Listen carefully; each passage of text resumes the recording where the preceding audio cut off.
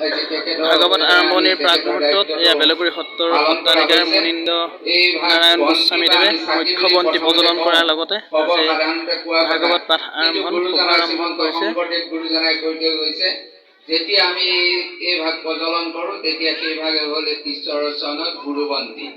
আজি গুৰুবন্তি প্ৰজ্বলন কৰি এই 7 দিনীয়া অনুষ্ঠানৰ ঐক্যবন্তি হিচাপে প্ৰভু ভগৱন্ত ওচৰত শ্ৰীচৰণত জ্বলি থাকিব আৰু ইয়াৰ পৰাই আমাৰ ভাগৱত স্থাপন আৰু ভাগৱত উদ্বোধন ভাগৱত পাঠ আমাৰ চলি যাব।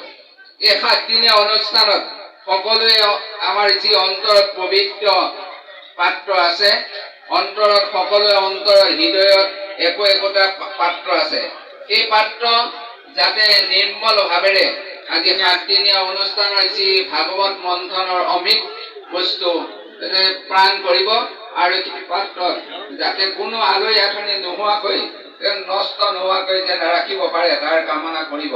আৰু এই বৈকুণ্ঠ স্থানত মই বিনম্ৰ অনুৰোধ জনাওঁ, এই আমাৰ ৰাইজে যি কষ্ট দিনে ৰাতিয়ে কষ্ট কৰি বৈকুণ্ঠ নিৰ্মাণ কৰি পেলাই এই বৈকুণ্ঠ স্থানৰ 7 দিনীয়া কাৰ্যসূচীৰে বৈকুণ্ঠ কল্পতৰ ভাগৱত শাস্ত্ৰ শ্ৰৱণ কীৰ্তন কৰিবৰ অৰ্থে আমাক যি সুবিধা দিছে আৰু এই সুবিধাৰ ভাগত আমি এই বৈকুণ্ঠত আমি অকল এই বৈকুণ্ঠৰ 4 বেৰৰ কীৰ্তন ঘৰৰ ভিতৰত তামোলেই হওক, চাহে হওক, বিভিন্ন বস্তুৱে হওক, গ্ৰাম্য আলোচনাই হওক আমি নকৰি পেলাই আমাৰ এই শুদ্ধ বৈকুণ্ঠৰ বস্তু যাতে আমি আমাৰ হৃদয়ত ৰাখিব পাৰোঁ।